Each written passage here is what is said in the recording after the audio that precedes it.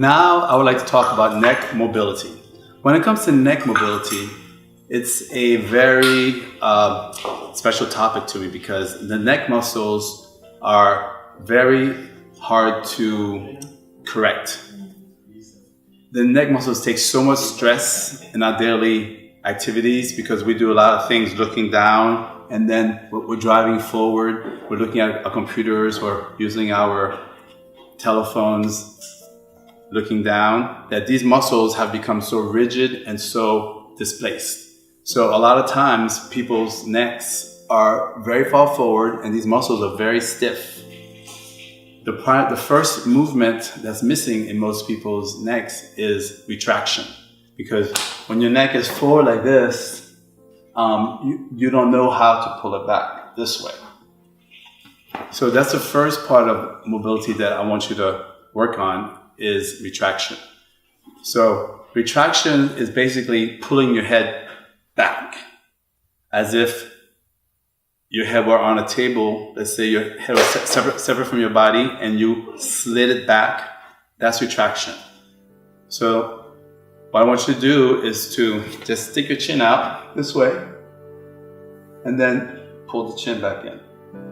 Okay? Those muscles that are deep inside your neck, those are the muscles that you're trying to stimulate that retract your head. And those muscles have been trained not to retract your head. They've been trained to go forward. So you have to retrain your body to do this. So if you put your fingers here and you push your head back, that's retraction. So that's the first part of mobility that I want you to work. It's retraction. Now, what I would suggest is do 10 repetitions and then holding the last one for 30 seconds. That way you're training the muscles to stay in place. The next part of mobility that I want you to work for your neck is lateral bending. For lateral bending, is bending your head to the side. So having your ear go closer to your shoulder without your opposite shoulder lifting up. Anchor your shoulders down, tilt your head to the side this way, and your ear gets closer to your head, and then bring it back up. Now the range of motion for this is supposed to be 45 degrees to 60 degrees.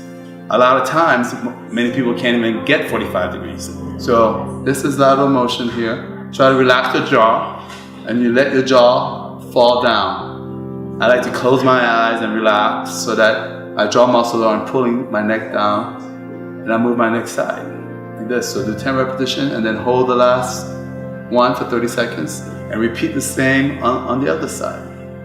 The next mobility exercise I want you to practice for your neck is rotation. Rotation is you keep your head in the middle of your body and you rotate. You look over one shoulder. Try not to tilt your head. So when you rotate, your head should be straight up and down and not this way. Try to keep your head in alignment with your spine. So you rotate your head to one side and back to center. Again, you're using your shoulders as stabilizers so the shoulders don't move. You rotate your head to one side and you come back. Do it 10 times and the last one, hold. If you need help, you can use your opposite hand or the same hand as the side as you're rotating, and then you hold it for 30 seconds and do the same thing to the other side.